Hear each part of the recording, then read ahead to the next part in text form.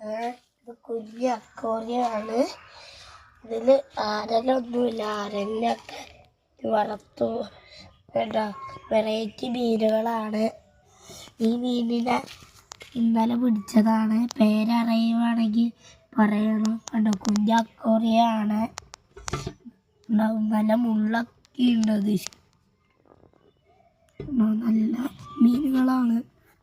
വട്ടവനുണ്ട് കേട്ടോ.